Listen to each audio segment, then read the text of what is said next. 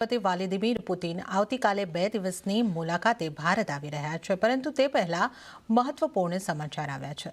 Russian સંસદે રક્ષા કરાર રેલોસને મંજૂરી આપી દીધી છે। આ કરાર હેઠળ ભારત અને રશિયા એકબીજાના લશ્કરી કેમ્પ્સનો ઉપયોગ કરી શકશે।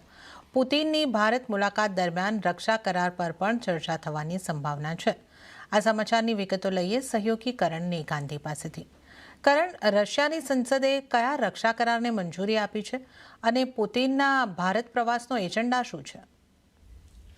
જી, તો આવતીકાલે રશિયાના જે પ્રેસિડેન્ટ છે વ્લાદિમીર પુતિન એ ભારતના 2 દિવસના પ્રવાસે આવી રહ્યા છે। હવે આ જે આખો પ્રવાસ છે તેમાં રક્ષા ક્ષેત્ર માટે ખૂબ જ મોટા કરારની સંભાવના તો છે જ।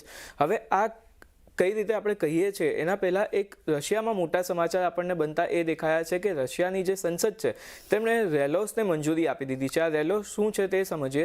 રેલોસ એટલે કે reciprocal exchange of logistic support, એટલે કે આ જે કરાર છે એ હેઠળ ભારત અને રશિયા જે છે તે એકબીજાને લશ્કરી કેમ્પ્સનો ઉપયોગ સરળતાથી કરી શકશે। સાથે જ યુદ્ધ અભ્યાસ અને લોજિસ્ટિક સપોર્ટ પણ જે છે તે ભારત અને રશિયા એકબીજા સાથે એક્સચેન્જ કરી શકે છે અને કોઈ પણ ઇમરજન્સીના સમયમાં પણ જે એકબીજાનો સપોર્ટ આપવાની વાત છે તે પણ ખૂબ જ સરળતાથી જે મિલિટરી છે તે કરી શકે છે। આ આવતીકાલના 2 દિવસનો જે ભારત પ્રવાસે આવી રહ્યા છે પુતિન, તેમાં આ જે સમગ્ર મુદ્દો છે તે ચોક્કસપણે ફોકસમાં રહેશે। હવે બીજા કયા એજન્ડા છે તેની વાત કરીએ તો પુતિનની યાત્રામાં સૌથી મોટો ફોકસનો મુદ્દો છે એ છે ડિફેન્સના કરાર। એમાં પણ ખાસ કરીને Su-57 ઉપરાંત S-500 જે વિમાનો છે તેમના પર તો ચર્ચા થવાની જ છે, પરંતુ બ્રાહ્મોસના આગામી વર્ઝન પર પણ ચર્ચા થઈ શકે છે તેવી એક શક્યતા આપણને બનતી આજે દેખાય છે।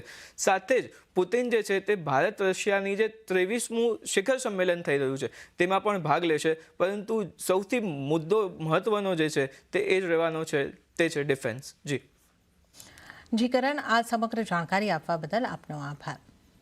અને ત્યારે જ આ તરફ દિલ્હી રાષ્ટ્રપતિ પુતિનના સ્વાગત માટે સંપૂર્ણ રીતે તૈયાર છે। પુતિન જે પણ રસ્તાથી પસાર થશે ત્યાં કડક સુરક્ષા વ્યવસ્થા કરવામાં આવી છે। દરેક જગ્યાએ સુરક્ષા એજન્સીઓની નજર છે।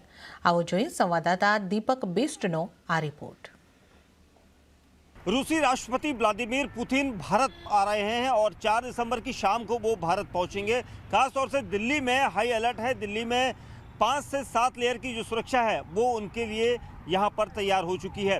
दिल्ली के कई 5 सितारा होटलों में लगातार अलग अलग जो उनके डेलीगेट्स हैं वो पहुँच रहे हैं। इससे पहले, क्योंकि राष्ट्रपति पुतिन जब भी किसी देश की यात्रा के लिए जाते हैं तो वहाँ पर 1 महीने पहले ही उनकी सुरक्षा का जिम्मा उठा लिया जाता है और इसके लिए उनकी जो सुरक्षा टीम है वो तकरीबन 20 दिन पहले यहाँ पर पहुँच चुकी है। 20 दिन पहुँचकर यहाँ पर एसपीजी से लगातार ताल्लुकात रखकर उनके साथ पूरी मीटिंग करने के बाद कई सारे रूट्स, मैप सबको साझा किया गया है कि किस जगह पर पुतिन रुकेंगे, किस जगह पर उनके कार्यक्रम होंगे, किस रूट पर वो रहेंगे। अभी तक फिलहाल इन सभी को गुप्त रखा गया है क्योंकि सुरक्षा कारणों की वजह से भी ये माना जा रहा है। वहीं 2022 के बाद जब रूस और यूक्रेन का युद्ध हुआ था तो उसके बाद से ही उनकी ये पहली यात्रा भारत में है, जो ऊर्जा और उसके अलावा तकनीक के साथ ही व्यापार समेत कई ऐसे मामलों में उनकी यहाँ पर मीटिंग होगी। बड़ी मीटिंग के साथ ही कई हस्ताक्षर हो सकते हैं कई समझौतों पर। उसके अलावा और जो उनका रूट है